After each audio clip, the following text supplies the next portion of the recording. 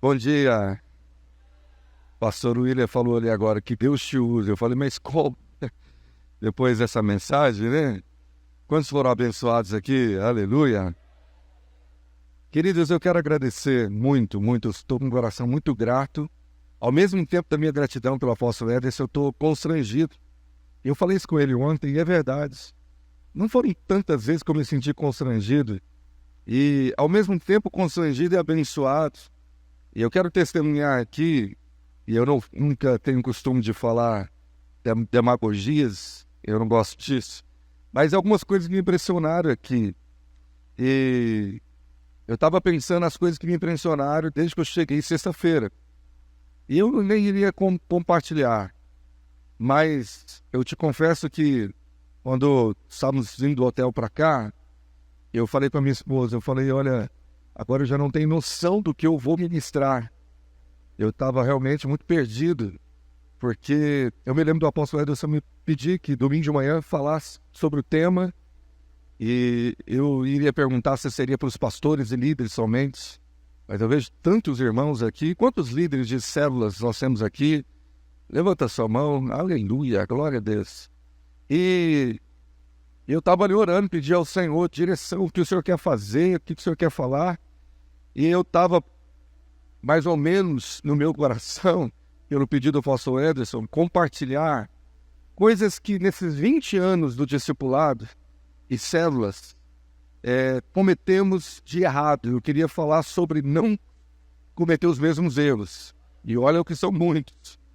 Mas eu estava orando ali e tentando discernir o Espírito Santo. E eu pensava nas coisas que me impressionaram. E me impressionou muito a presença de Deus aqui na sexta-feira, logo aquela abertura, né? Eu cheguei e já senti um ambiente tão tomado pela presença do Senhor. Eu me impressionei com muitas coisas, né, que eu estou aprendendo com vocês. E me lembrei de alguns estudos que eu fiz ao longo dos 20 anos, de especialistas de crescimento de igreja. E alguns que chegavam às conclusões quais são os ingredientes que uma igreja precisa ter para ela crescer, ou quais foram os ingredientes que as igrejas que cresceram tiveram em comum. E alguns eu me lembro bem nitidamente, um desses princípios, e eu então analisava e vendo que, tanto dos princípios que eu li, essa igreja já tem esses ingredientes, aleluia. Eu te falo com toda a verdade. Quando eu vejo uma igreja tão motivada, sabe? Ontem eu fiquei impactado dos irmãos ficarem até às 11 no culto. Me impactou. Eu fiquei tão feliz, tão abençoado, porque eu, talvez lá em Campo Belo, ficaria eu acho que a minha esposa fica até às 11, né? Eu acho que ela fica. Talvez os meus filhos não, mas ela fica. Mas os irmãos ficaram, e eu fiquei realmente impactado. E quando eu entrei ali, eu vi os irmãos de manhã, fiquei mais impactado. Eu falei, talvez se fosse em Campo Belo, quem ficou até às 11 não voltaria de manhã. Você voltou, glória a Deus. Tem uma igreja sedenta aqui, aleluia. Mas o que eu quero falar que mais me impactou, fora essas coisas todas, pressionado com o mover de Deus, tanta coisa maravilhosa que eu podia falar, mas me impactou o coração do líder de vocês. Como o apóstolo Ederson, ele sempre foi tão assim amável conosco, falando dessa gratidão pela amizade que nós temos. Apóstola, posso chamar de apóstola, assim, Nayara, mas o carinho que eles nos receberam, ganhei presente, irmão, ganhei um presente, fiquei tão constrangido, mas ele nos servindo com tanta excelência, sabe? Nós jantamos ontem, meu Deus, pastor William? Tanto cuidado, tanta excelência, mas isso fala do coração dele, e esse coração, junto com os ingredientes que eu tenho visto aqui, são consequências do agir do Espírito Santo, preparando a igreja para aquilo que ele quer fazer, realmente para um grande crescimento e uma grande colheita. Então, discernindo isso, o que me impactou, eu quero compartilhar sobre uma atitude que eu quero chamar de inteligência espiritual para o crescimento acontecer. Unido com amor e cuidado, nós precisamos discernir como que o amor e o cuidado irá se manifestar. Eu ministrei uma série que eu creio que o Senhor trouxe ao meu coração nas últimas semanas, sobre o tema inteligência. Então eu falei sobre 3 inteligências. A primeira foi inteligência espiritual, que é o que eu quero abordar aqui hoje na manhã com você. A segunda foi inteligência artificial. Foi uma mensagem muito, muito peculiar, muito estranha, mas mexeu muito com a igreja. E domingo passado eu ministrei sobre a inteligência eterna. Foi o fechamento. Essas mensagens estão no YouTube lá da igreja, se você quiser acessar, ou no Spotify. Spotify às vezes fica mais prático para quem quer só ouvir. É só você procurar por Igreja Vale. E eu quero te convidar, mesmo assentado, a abrir a sua Bíblia em 1 Samuel, capítulo 2, verso 3, um versículo da oração maravilhosa de Ana. 1 Samuel, capítulo de número 2, verso 3. Na oração de Ana, de gratidão, a revelação. E ela diz assim: não multipliqueis palavras de orgulho. Grava aí. É uma revelação, é uma experiência que ela tem. Você sabe que ela não podia ter filhos. Deus dá a ela o profeta Samuel. Ela tinha uma rival. Ela se sentia rejeitada. Essa mulher tinha um problema emocional muito grave. E ela tem uma experiência de cura. No momento que ela intercede, clama. E ela faz essa oração do capítulo 2, verso 1 a 10, que é maravilhoso. Uma das orações mais belas de toda a Bíblia. E ela diz: nem saiam coisas arrogantes da vossa boca. Grifa também. É outra revelação. Ela está dizendo algo do coração, da boca, e ela diz o porquê. Porque o Senhor é o Deus da sabedoria e pesa todos os feitos na balança. Porque o Senhor é o Deus da sabedoria. Diga comigo: meu Deus é o Senhor da sabedoria. Se você puder colocar a mão na cabeça agora e fala: Senhor, me dá sabedoria espiritual. Me dá sabedoria da palavra, a sabedoria eterna, a sabedoria que vem do alto, em nome de Jesus. Diga para alguém perto de você: se prepara, Deus vai falar com você. Creia. Então vamos lá, vamos decolar uma palavra que mexeu muito comigo. E eu quero aplicá-la então sobre a questão do amor e o cuidado. O apóstolo Tiago é o conhecido como apóstolo da sabedoria no Novo Testamento.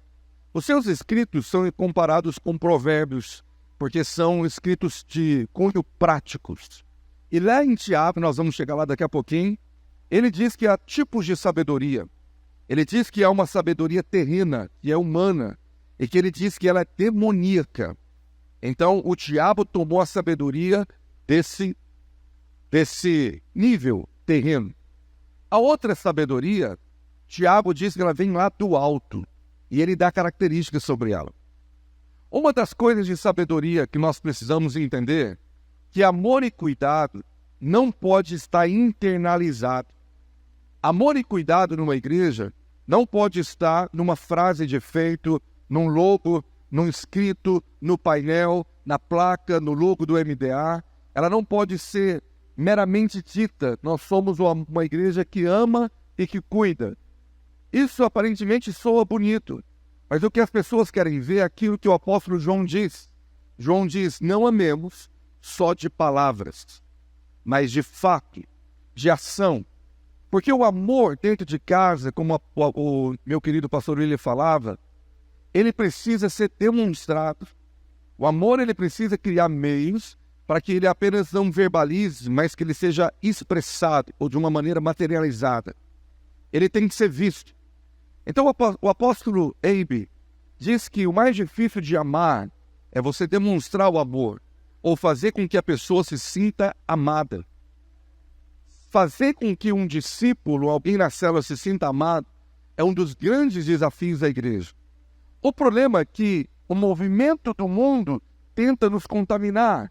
O mundo dessa geração busca uma sabedoria, que eu não quero dar detalhes, spoilers para não ofender ninguém, mas a inteligência buscada da internet, que as pessoas pagam caro por cursos: eu quero ser mais sábio, eu quero ter conhecimento, informação, tem um objetivo. E o grande objetivo que sequestrou parte da igreja em busca dessa sabedoria do evangelho é ficar rico na terra. Eu vou repetir.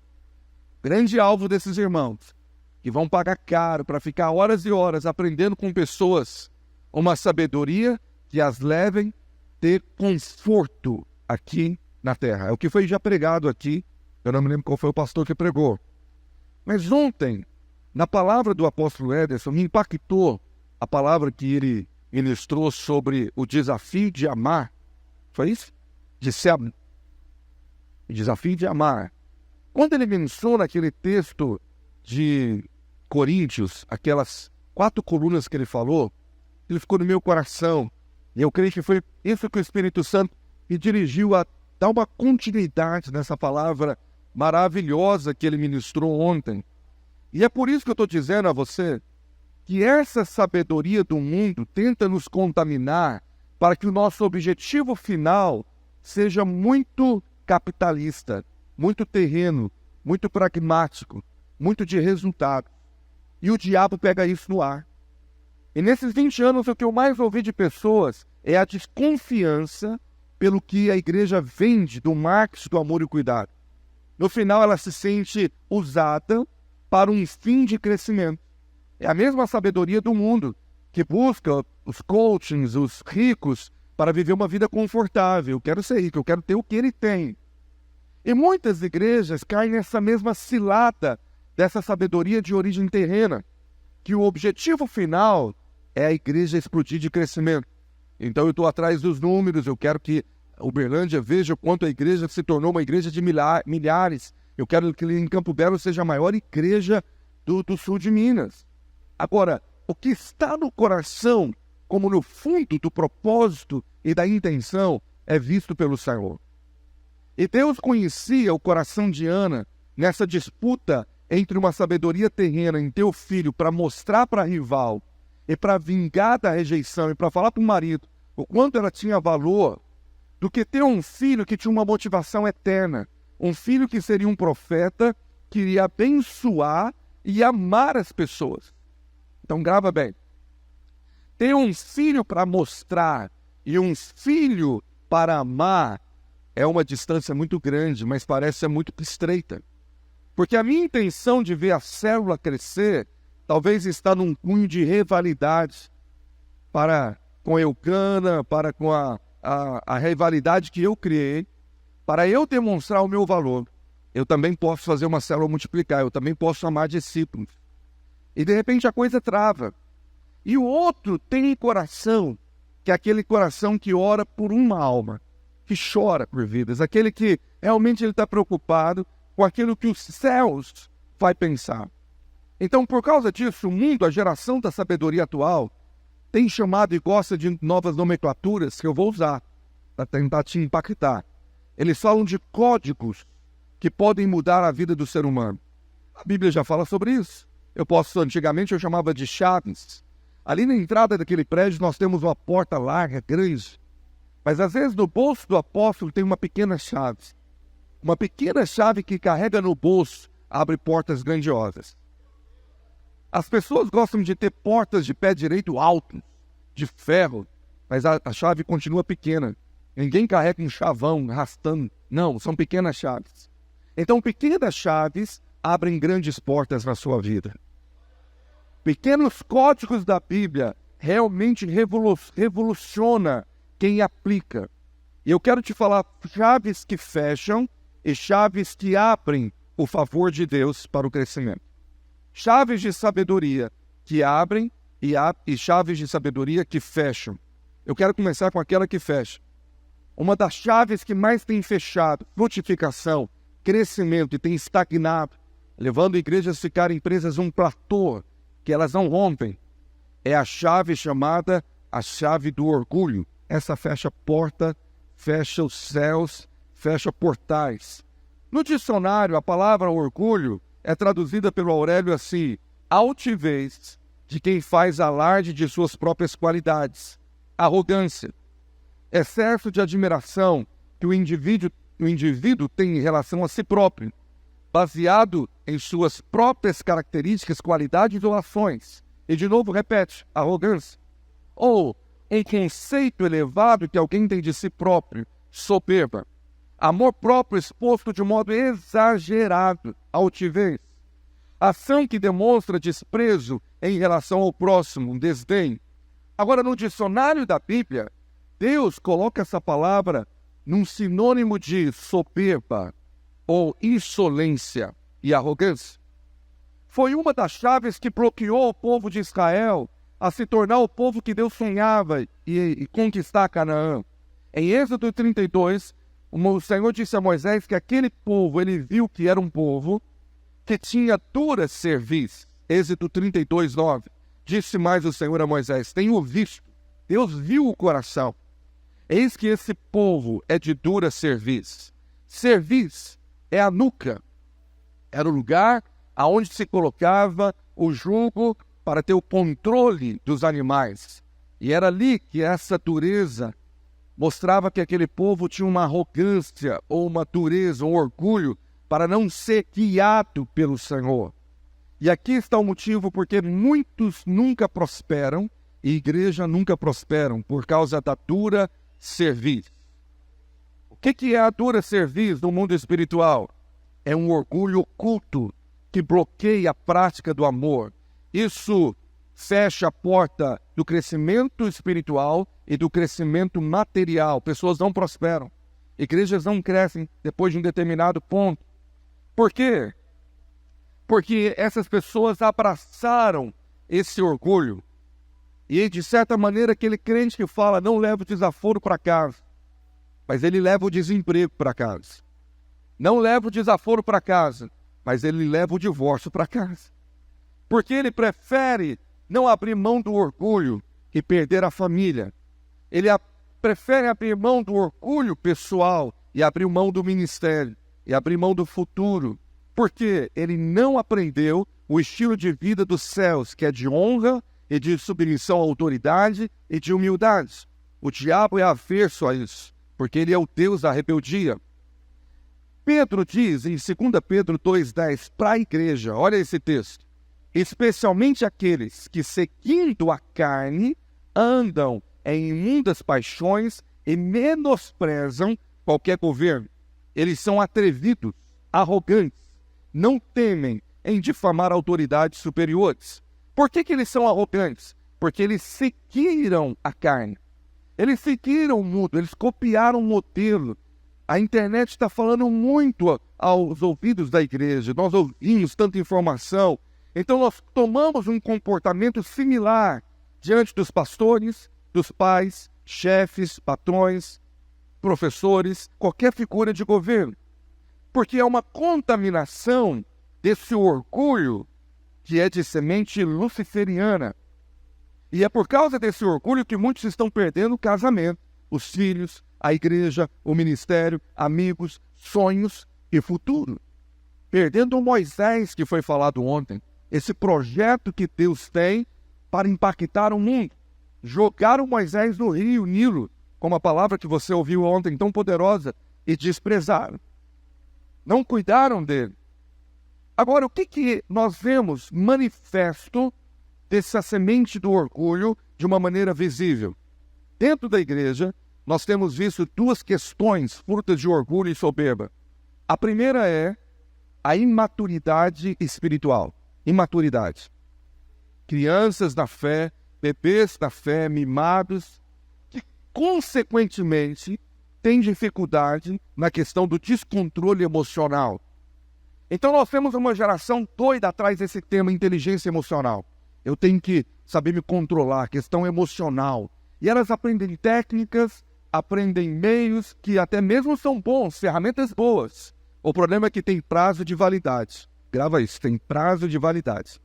E conseguimos dar sequência naquilo que pagamos caro para aprender, o código da sabedoria emocional. Eu e minha esposa estamos chegando agora um pouco após da metade de uma faculdade que estamos cursando de psicologia, e a nossa filha também. E ali nós estamos aprendendo ferramentas de sabedoria humana poderosas, que a Bíblia já mencionou, que podemos aplicar e vai ajudar bastante. Porém, eu tenho visto cada vez mais que nada pode substituir a sabedoria do Espírito Santo e o fruto do Espírito, que se você trabalhar e ter sabedoria do Espírito, você vai ter como consequência sabedoria na alma, e essa sabedoria vai se manifestar na boca e nos comportamentos. Eu vou repetir. A sabedoria do Espírito te dá sabedoria emocional, da alma. E, consequentemente, você vai ter sabedoria na fala e nos comportamentos. Então, nós vamos ver, aleluia. Uma vez eu fui numa conferência e eu vi um preletor famoso tomando água de coco. Eu fiquei com tanta inveja. Eu falei, nunca me deram água de coco. Depois de anos que me serviram água de coco aqui. Irmãos, eu me sinto assim tão honrado. Que igreja top! Tem que ter água de coco lá em Campo Belo. Vamos ver que o homem mais manso da terra perdeu o controle emocional. A Bíblia diz que varão como Moisés não se achou. Números 12, 3. Ontem falou de Moisés, eu estou falando de Moisés. Olha que coisa. Eu estou pegando o estilo aí do nosso profeta poderoso. Eu estou entendendo os códigos aí. Era o varão Moisés, Números 12, 3. Muito manso, mais do que todos os homens que havia na terra. Até então não tinha homem mais manso. O que é mansidão? Mansidão só pode ser vista no modo de agir. O estilo bondoso, pacífico e delicado é o dicionário bíblico. De lidar, delicado com as palavras, escolhe. Esse era o Moisés. O homem mais manso perdeu a promessa por causa do descontrole emocional. Eu ia entrar no texto, mas eu quero ganhar tempo. Você lembra de Números 27? A partir do versículo 7, Números 20. O Senhor dá ordem agora para ele somente falar a rocha, mas pela segunda vez ele faz a mesma coisa, fere a rocha, perde o controle. Mas por que ele feriu a rocha? Ele feriu a rocha porque o texto fala que ele estava descontrolado emocionalmente antes com o povo. Ele perdeu a cabeça. Olha aí, o verso de número 10, de Números 20. Então Moisés e Arão reuniram o povo diante da rocha. Moisés lhe disse, ouvi agora rebelde, o homem bravo. Porventura faremos sair água dessa rocha para vós outros? Moisés levantou a mão e feriu a rocha. Eu penso num ato de ira. Rebeldes. Ele perdeu a cabeça algumas vezes com esse povo e falou, Senhor, me mata, eu não quero mais liderar esse povo. Se pela falta de inteligência emocional, muitos têm perdido a terra da promessa, a herança, imagina sem inteligência espiritual. Eu vou repetir. Se pela falta de sabedoria emocional, controle emocional diante das situações de luta, muitos têm perdido a terra da promessa, a herança, a Canaã, muitos têm perdido a cabeça, imagina sem inteligência espiritual. Moisés não pôde entrar porque o Senhor disse, por causa daquele fato, daquela desonra, você não honrou minha santidade, você não herdará e não pisará em Canaã. Apóstolo Ederson, eu vejo líderes com tanto potencial. O cara podia ser um líder que ia multiplicar, que ia botar para quebrar no reino, porque Deus deu talentos, ingredientes, como deu a essa igreja. Mas o cara está travado. Não vai. Eu já tentei botar gasolina e falar, cara, lidera, discipula, o cara não vai. E quando eu percebo algo em comum nesse tipo de gente que é um grande potencial, um grande diamante, eu vejo a semente do orgulho. Eles não abriram mão de um orgulho interno, reputação, coisas que estão bloqueando, e o orgulho fechou essa porta e fizeram com que eles perdessem um ministério, perdessem um futuro. O apóstolo Ederson me contava ontem da história de um pastor que nós conhecemos em comum, que eu fiquei impactado com a história. Ele falou que aquele pastor, na minha opinião, por atitude de orgulho, perdeu uma grande oportunidade de se tornar um dos líderes referências, no estado. Que coisa, se acontece com Moisés, eu fico com temor, porque pode acontecer comigo. Pastor, então, o que é inteligência espiritual? Me ensina, onde está isso na Bíblia? Eu quero buscar essa inteligência espiritual mais do que a inteligência emocional. Se a falta de inteligência emocional significa não saber controlar as emoções e se tornar explosivo ou implosivo, eu não sei o que é pior, crente explosivo ou crente implosivo. O implode, às vezes, pode ser até pior do que o que explode. Mas eu acho que os efeitos danosos são os mesmos, dentro da visão, da célula, do crescimento. Agora, a inteligência espiritual é resumida de uma frase. Se inteligência emocional é técnicas de emoções, saber me controlar a palavra, ser sereno, calmo e manso como Moisés, que perdeu a cabeça? Inteligência espiritual pode ser resumido nessa frase: obediência à palavra de Deus. É isso que te dá sabedoria espiritual. O princípio da sabedoria espiritual é temer ao Senhor. E temor do Senhor começa quando eu quero obedecer a Ele, obedecer a sua palavra. Posso ouvir um grande amém? Simples, não é? Então vamos para o apóstolo da sabedoria, como eu disse, apóstolo Tiago, capítulo 1, vamos para o capítulo da sabedoria. Olha o que ele fala no verso 19 para as igrejas, as 10 igrejas. Sabeis essas coisas, meus amados irmãos. Todo homem, pois, seja pronto para ouvir e tardio para falar, e tardio para se irar. Moisés, você devia ter aprendido com Tiago. Podia demorar um pouco mais essa ira de chamar o povo de rebelde e extrapolar, batendo e ferindo a rocha, que era uma tipologia de Cristo que não poderia ser ferido a segunda vez. Então, no verso 20, ele diz assim: porque a ira do homem não produz a justiça de Deus. O que é produzido na terra não produz no céu, porque na oração do Pai Nosso é o contrário. Venha o teu reino e seja feita a tua vontade, assim como ela já foi feita no céu. O céu precede a terra. A terra é um reflexo das liberações celestiais. Nada no mundo espiritual é liberado na terra sem antes ter liberado nos céus. Por isso que ontem o profeta me perguntou se eu cria nos atos proféticos. Eu creio, porque o ato profético ele inicia no céu para se concluir na terra. Por isso que eu creio tanto em ato profético, como foi feito ontem. Quem está entendendo? Então, nada na terra produz no céu, é o contrário. O que é produzido no céu é liberado na terra. Grava esse código, essa palavra da moda, grava o código. Verso 21. Portanto, despojando-vos de toda impureza e acúmulo de maldade, acolhei com mansidão o quê? A palavra implantada. O segredo da sabedoria espiritual é esse acolhimento da palavra que me levará a praticá-la, diz Tiago, e não ser só ouvinte. A palavra implantada, diga comigo, é poderosa para salvar seu espírito. Não está escrito espírito, está escrito alma.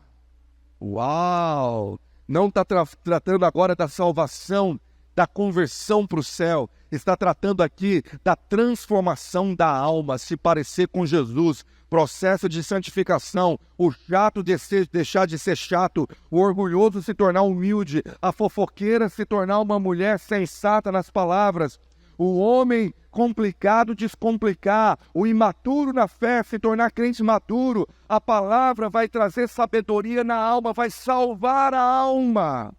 Quem está entendendo? Então Tiago diz assim, olha aí, no verso de número 22, tornai-vos, pois, praticantes da palavra e não somente ouvintes, enganando a vós mesmos. Então é quando eu acolho a palavra e torno praticante dela, é que a transformação da alma acontece. Por que muito crente não muda a alma? Porque ele não pratica a palavra, ele é ouvinte. Ele tem muita informação, mas informação não muda a vida. Não é o tanto que você sabe da Bíblia que muda você, mas é o quanto que você obedece dela que muda você. Amém? Glória a Deus. Então agora vamos para o capítulo 3. Todo o livro de Tiago é livro de sabedoria. Você deveria estudar Provérbios, Eclesiastes e Tiago. Você vai ser o cara mais sábio da terra. Tiago 3,13. Quem entre vós é sábio e inteligente? Porque é uma diferença entre sabedoria e inteligência. Quem é sábio e quem é inteligente? Diz que o inteligente é saber que tomate é uma fruta, mas a sabedoria é não colocar o tomate na salada de fruta. Já ouviu essa frase? É mais ou menos assim. Depois você pesquisa em casa e analisa. É bem confuso, né? Mas quem é um sábio e inteligente? Mostre o quê? Quem é sábio e inteligente? Mansidão. Meu Deus. A sabedoria espiritual está ligada com prática comportamental. Se é sábio, mostra mansidão. Meu irmão, você tem que mostrar mansidão na igreja. O pastor quer pastorear ovelhas mansinhas, não cabeça dura, de dura serviço. Você não é bode, você é uma ovelha mansa, disciplinada, discipulável, amável. Uma ovelha que está pronta para ouvir, e está pronta para obedecer, e está pronta para crescer e prosperar. Amém? Aleluia! Então Tiago diz assim: mostre em mansidão de sabedoria, mediante condigno proceder. Mostre a mansidão de sabedoria, porque a mansidão é a sabedoria, com condigno, isto é, paralelamente proceder às suas obras. É o meu comportamento, é a minha maneira de agir que está mostrando o que está acontecendo aqui dentro, a sabedoria espiritual. Se pelo contrário, tendes em vosso coração inveja amargurada, meu irmão, essa inveja amargurada é um dos venenos mais terríveis que para o crescimento de uma igreja e de um líder. E sentimento faccioso é divisão. Eu sou melhor, fica aqui, não quero estar contigo, meu ministério, seu ministério, minha célula, a sua célula, minha rede, a sua rede, e vamos disputar quem vai ser melhor. Meu irmão, isso não é sabedoria do céu, e isso para o crescimento da igreja. Nem vos glorieis disso, nem mintais contra a verdade, porque tem gente que mente para si mesmo: pastor, não é inveja não, está escrito inveja num letreiro luminoso. Ele fala: não, é preocupação com a obra. Já viu isso? Mentindo contra a verdade. Você está com inveja? Não, eu estou meio preocupado. Tá, é um letreiro invejoso, morrendo de inveja do outro que está crescendo mais. E eu estou preocupado: pastor, toma cuidado com ele, porque, crescimento assim, inveja. Isso para crescimento. Em 20 anos eu vi isso acontecer. Verso 15. Então, esta não é a sabedoria, diga comigo, não é a sabedoria que desce lá do alto, antes é terrena, animal e demoníaca. Então o problema é que muitas igrejas têm usado ferramentas da sabedoria terrena, ferramentas aprendidas da internet, dos cursos que paga caro, para ter técnicas, ferramentas de sabedoria emocional para controlar a igreja, usando técnicas e ferramentas que poderiam ser usadas numa empresa, dentro da igreja. O problema é que a igreja não é empresa, e ela não é desse mundo, ela é um organismo vivo, liderada pelo Espírito Santo. Amém? Ela é do céu. Ela é do céu. Glória a Deus. Então tem uma sabedoria que é da terra, e tem outra que é lá do alto. Porque o verso 16 ele fala: pois onde há inveja e sentimento faccioso, aí há confusão e toda espécie de coisas ruins.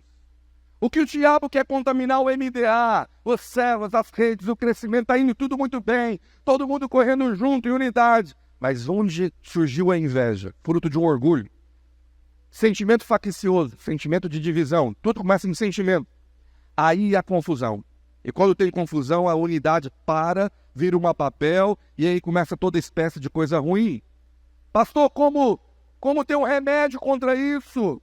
Olha o verso 17. A sabedoria, porém, lá do alto, é primeiramente pura, depois pacífica, indulgente, tratável, plena de misericórdia e de bons frutos, imparcial e sem fingimento. Ora, é em paz que se semeia o fruto da justiça para os que promovem a paz. Quantos estão aqui promovendo a paz? Você está promovendo a paz, você está liberando sementes de paz. Amém? Então a sabedoria do alto, ela é expressa com o quê?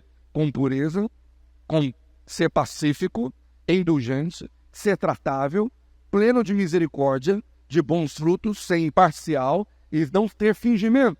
Essa é a sabedoria do alto. Nós podemos ter sabedoria emocional, mas a do alto é muito superior, ela é maravilhosa. Ela trata com o nosso comportamento, ela trata com nossos sentimentos, ela trata com a nossa intenção, a nossa pureza de lidar com aquilo que é do céu. Eu quero multiplicar para eu ser grande e me tornar pastor, ou eu quero multiplicar porque uma alma vale mais do que o mundo inteiro? Quem está me entendendo? Diga amém. Então, se nós não temos sabedoria emocional, é porque primeiramente nós não temos tido a sabedoria espiritual.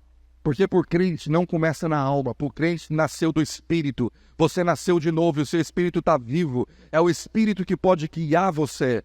E a Bíblia fala que o Espírito de Deus fala ao Espírito do homem, Romanos 8. Então, quantos estão mentindo, enganando a si mesmo, com espírito de religiosidade, de falsidade, com intenções erradas em querer promover crescimento? Ele não está promovendo essa paz que o mundo não pode dar, que só Jesus pode dar. E esses irmãos, na hora da prova, não vão lidar com sabedoria nas provações, dos conflitos, das crises, dos conflitos com a liderança que vão acontecer. Eles não vão saber lidar com ofensas e por isso vão sair tristes. Porque crente espiritual, religioso, não fica ofendido, fica triste. O que você sabe daquela igreja? Pompa de religioso, umas coisas me entristeceram lá. Fiquei triste. Então, todo mundo de lá é errado. Ele só é a vítima da tristeza. O ofendido, ele também está no crime, ele está pecado, porque a ofensa é pecado. Ele não tem coragem de falar, estou ofendido com o meu pastor. Porque se ele falar que está ofendido, ele lembra do que o Senhor falou. Se você não perdoar as ofensas dos outros, o Pai também não te perdoa. Então ele troca a palavra ofensa por tristeza. Pastor, estou tão triste com você. Que triste o quê? Você está com raiva, querendo matar ele. Você está com inveja, você está amargurado, você está descontente, você está ofendido. E a palavra ofendido vem de uma raiz da picada de uma serpente, a ofensa. A serpente envenenou alguém. Um crente ofendido para tudo. Ele sai da igreja, ele larga a célula, ele larga discípulos, ele aporta processo. Mas por que ele ficou ofendido? Porque ele não teve a revelação que tinha orgulho dentro dele, porque ele não teve sabedoria espiritual. Porque quando a sabedoria espiritual do alto vem, ela vai tratar com as intenções do coração para ver se tem pureza lá dentro. Para ver se você está pronto para ser pacífico. Agora nós temos líderes grandes que têm a marca de serem rancorosos, ressentidos, amargurados, muito tristes, magoados, não são totalmente transparentes.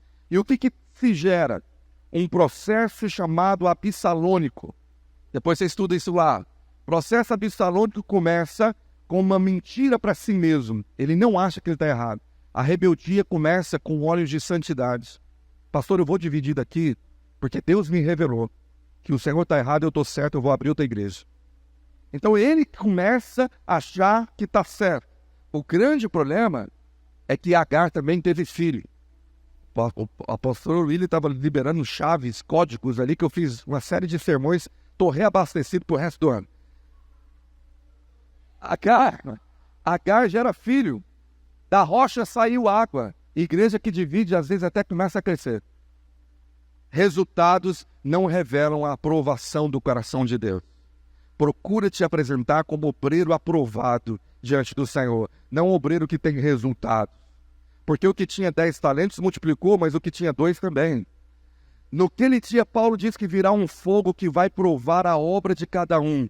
E se passar no crivo de Deus, no fogo que queima palha, feno e a madeira, esse receberá galardão.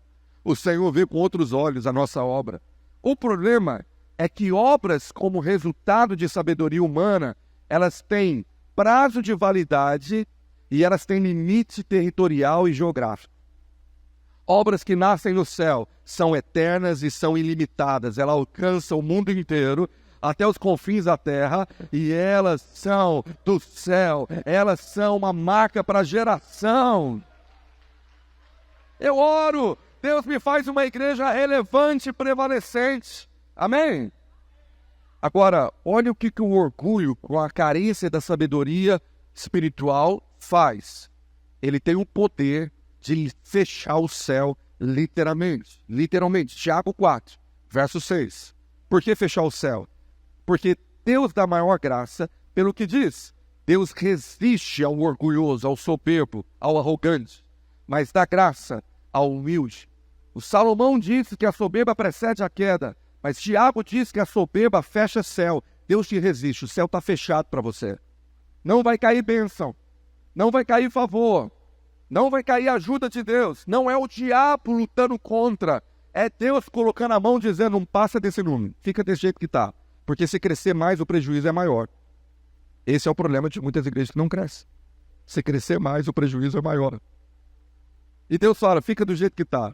Do jeito que está debaixo da minha misericórdia. Agora olha o verso 7. Sujeitai-vos, portanto, a Deus, mas resisti ao diabo, e ele fugirá a vós. Quando eu me sujeito a Deus. Como que eu me sujeito? Verso 8. Chegai-vos a Deus, e ele se chegará a vós outros. Purificai as mãos. Lembra que ele falou que a sabedoria do alto primeiramente é pura? Purifica, consagração, santificação. Pecadores, e vós de ânimos dobre, inconstantes, limpai o coração. Afligi-vos, lamentai e chorai. Converta-se o vosso riso em pranto e a vossa alegria em tristeza. Isso é atitude de humilhação. Humilhai-vos na presença do Senhor, e Ele vos exaltará. Ele vai exaltar o humilde, Ele vai abrir o céu. O código da humildade faz com que Deus derrame honra, crescimento, resultados. Aonde você vai chegar, Deus está contigo e fala, eu estou do lado do humilde, eu vou com você, vai estar tudo certo. Nós vamos conquistar Uberlândia para Jesus, juntos, juntos, juntos. Aleluia!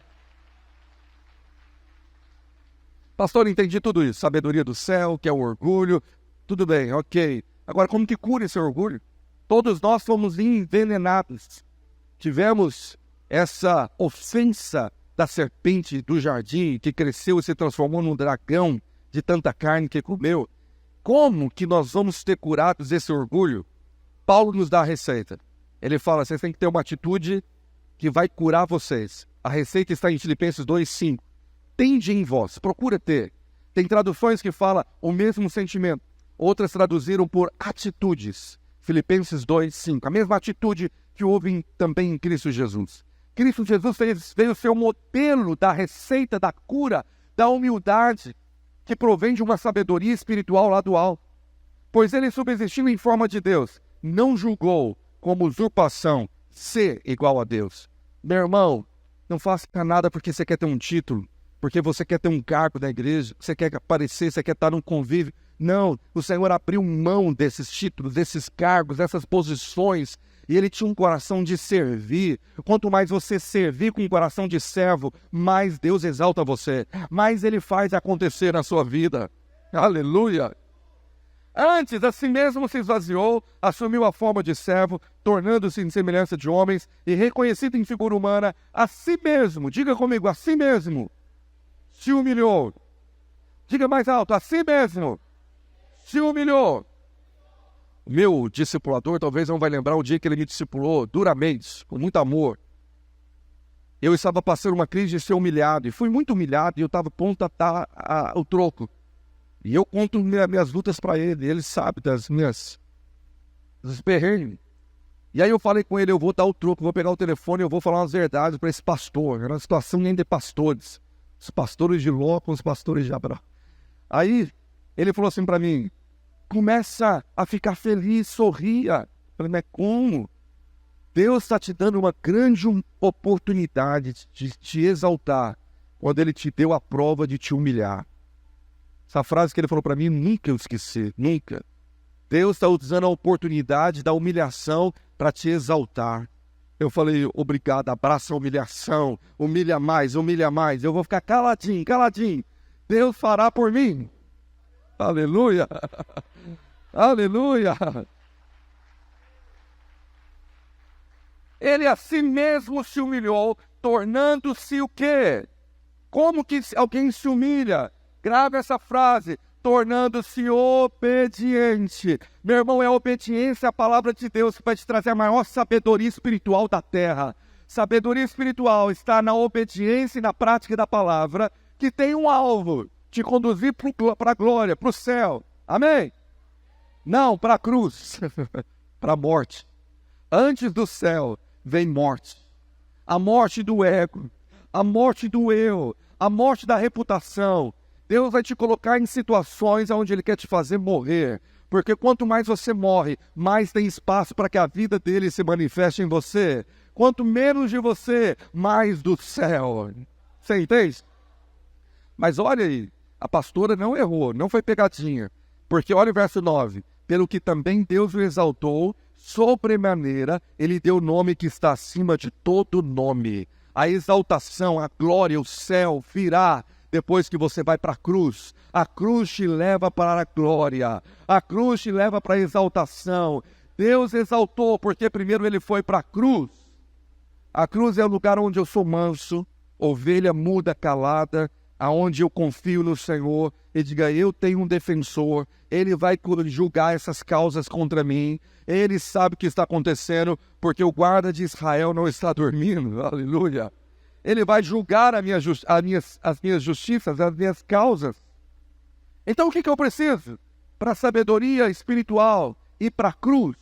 Ali que você vence o veneno da serpente, você vence o orgulho na cruz, você morre lá. E por fim, Jesus faz um convite, Mateus 11, 28. Vinde a mim, todos vós que estáis cansados e sobrecarregados, e eu vos aliviarei. Vai para a cruz, vai aos pés de Jesus, vai por tempo sozinho com Deus, que você aprendeu aqui muito bem. Você está cansado de injustiça, de perseguição, de julgamento, você está orgulhoso, sobrecarregado de orgulho, derrama diante dele. Pedro fala, lançando sobre ele toda a vossa ansiedade. E Jesus fala assim, tomai sobre vós o meu jugo.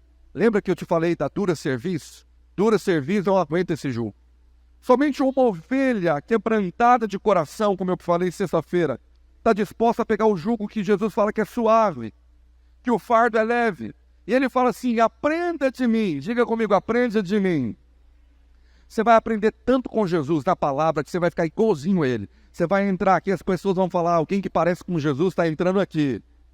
Barnabé era parecido com o Espírito Santo e teve o apelido de Consolador. Ele fala, ele lembra o Espírito Santo, ele ajuda tantas pessoas.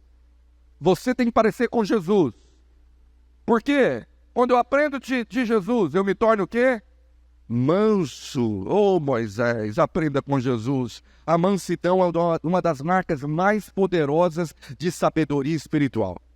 Meu irmão, quando você vê uma ovelha confrontada num conflito, numa crise, e o pastor dá uma pisada na pata dela, se ela é mansa, ali tem um sinal de sabedoria espiritual e tem um sinal verde que esse líder vai decolar. Mas se ele pisou na pata dela e ela deu uma chifrada, meu irmão, tem um veneno ali dentro de orgulho que precisa ser retirado. Vai aprender com Jesus, que ele é manso e humilde de coração. E o que você vai achar? Descanso para quê?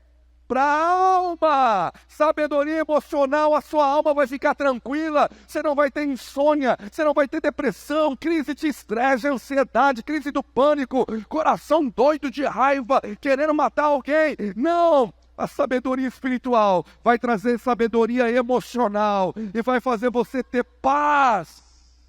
Tiago diz que é paz. A obra de Deus é paz. Você pode dizer amém? Então, nós precisamos ter um discipulado que leve a pessoa a aprender de Jesus. Grava o que eu vou te falar. Discipulado não é para dar sua opinião sobre a pessoa. Discipulado é para você fazer ela aprender as coisas que Jesus ensinou e praticar. A pessoa não precisa se importar com aquilo que você acha, com a sua opinião das atitudes dela. Você não tem que dar opinião se ela deve fazer alguma coisa ou não, tatuagem ou não. Isso é dela, com Deus, ela é livre. O discipulador não fala a opinião que ele acha. O discipulador fala as palavras de Jesus que ele aprendeu. Você diz amém para isso? Agora, Jesus disse em Mateus 23, 12. Quem a si mesmo se exaltar será humilhado. Quem se exalta é você mesmo. Tem algo dentro de você que se faz exaltar. Exaltar diante do pastor, diante dos irmãos, diante da crise. Você escolhe sabedoria terrena ou do céu. Eu deixo a mansidão e Moisés escolheu se exaltar e perdeu Canaã. Agora, quem em si mesmo se humilha, diga comigo, escolher se humilhar, será exaltado pelo céu. A humilhação aqui, pessoal, abre as comportas da graça. Favor é derramado. Deus diz, eu vou agir em teu favor. Eu vi que você se humilhou. Então espera, eu vou te dar graça e favor. Quando a Bíblia repete algo, ela chama a nossa atenção, porque se falou uma vez, já é urgente. Falou duas, é imprescindível. Tiago fala, e Pedro repete as mesmas palavras em 1 Pedro 5, 5. A partir do verso 5, parte C. Vamos ver o versículo todo. Rogo igualmente aos jovens. Quantos jovens nós temos aqui? Quem não levantar a mão está perdendo uma oportunidade agora, meu irmão. Jovens até 120. Tem alguém? Fala para quem está lá. Eu sou jovem, eu me considero jovem. Aleluia.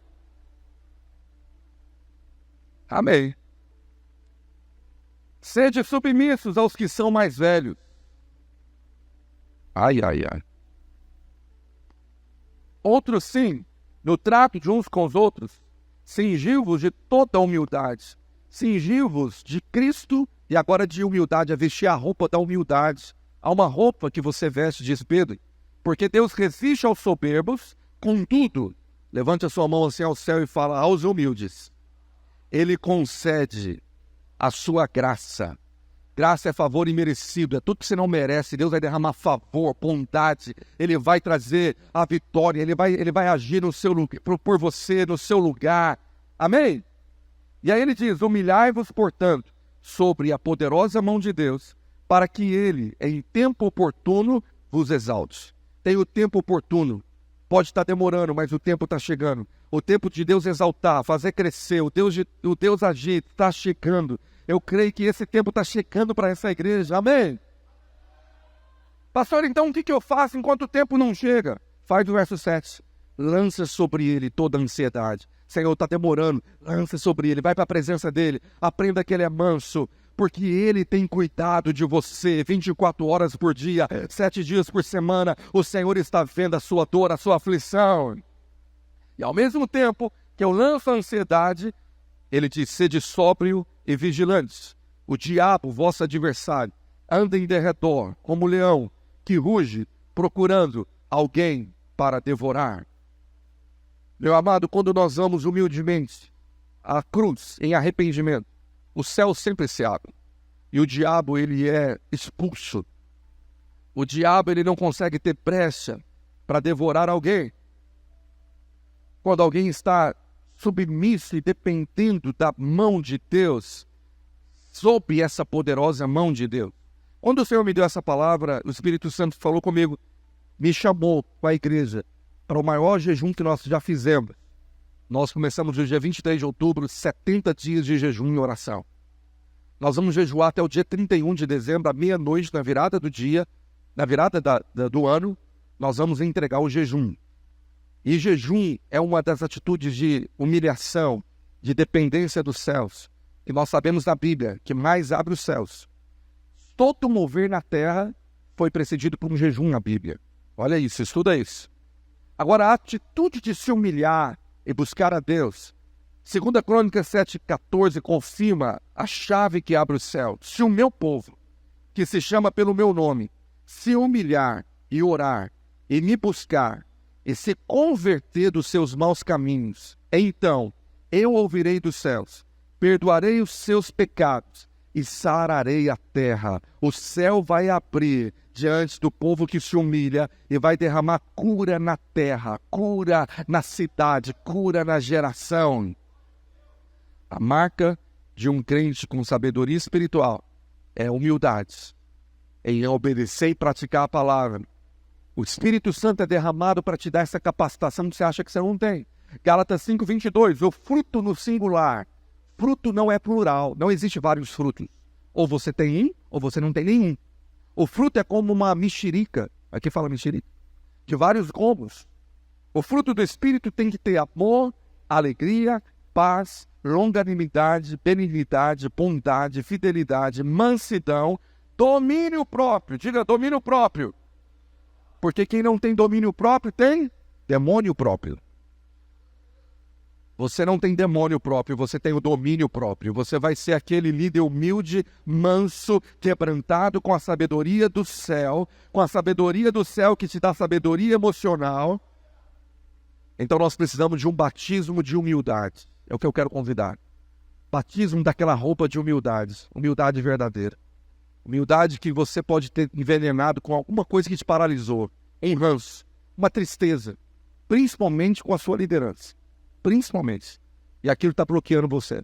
Você não sabe, você está andando junto, mas a cada vez se afastando. A síndrome de Absalônica é o afastamento da casa do Pai. Você já está lá no portão, observando coisas que você não deveria observar e achando que você faria melhor. Isso é mensagem para outro dia, né? Se você quiser a continuação dessa mensagem, está no Spotify. Você vai ouvir sobre a inteligência artificial. Eu faço um paralelo sobre o ano 23 é o ano da inteligência artificial, e eu falo como que isso dominou a cabeça de crentes que se comportam artificialmente. É uma mensagem que confrontou muitas igrejas. E a última é a sabedoria eterna, que é o fechamento que você precisa ouvir. Fica de pé, eu quero orar por você. Queria que o Ministério de Louvor estivesse aqui. Eu queria te convidar para algo que vai acontecer, que eu creio que pode liberar algo novo a partir de amanhã, a partir de hoje mesmo. A palavra conferência significa conferir. Nós estamos em uma conferência de realinhamento, apertando os parafusos, juntos aqui, recebendo óleo novo, nova unção, renovo, para o novo ciclo que vai começar. O que vai acontecer nessa data no ano que vem? Não sei.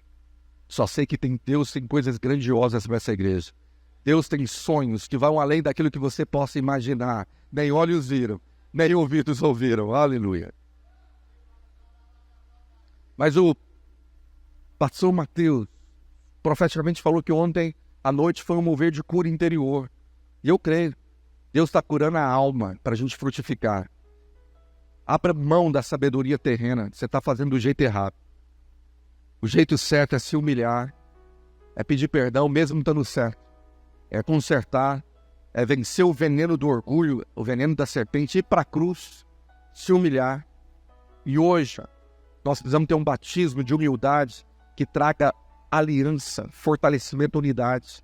Você tem algum irmão aqui que não está liderando ainda por algum motivo da terra, você vai trazer esse motivo no altar, dizendo: Senhor, isso acaba hoje. Algo que me envenenou, me paralisou, me entristeceu, me magoou. Deixa eu te falar uma verdade. O apóstolo Ederson, a apóstola Nayara, vão entristecer vocês demais. E vão pisar muito na bola. Sabe por quê? Porque ele ainda não é anjo. E nem ela é uma anja. Eles são seres humanos. E eles se expuseram aqui. Ela contou coisas da alma dela, a transparência que rasgou o véu. Ele abriu a vida dele aqui. Ele falou: vocês conhecem o que eu sou.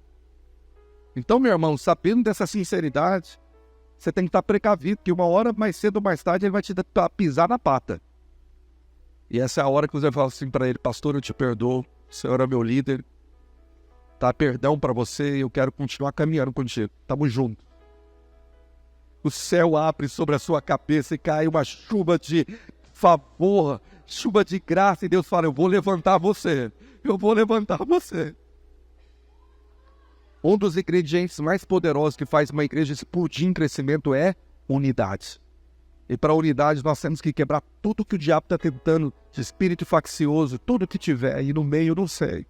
Eu creio que o Espírito Santo está me usando aqui, alguma coisa está acontecendo, que vai levar você hoje a tomar a atitude certa, humilde, de pedir perdão para alguém, consertar com alguém, com o seu discipulador, com o seu líder. Fala assim: você me magoou, você falou da sua opinião. O líder vai falar: é verdade, me perdoa, não devia te falar da minha opinião da cor do seu cabelo. Ou você tem que estar bagunçado, eu não tá. Não tem que falar isso. Isso é com você e Deus. Eu tenho que te falar aquilo que a palavra me fala, que eu devo ensinar de Jesus para você.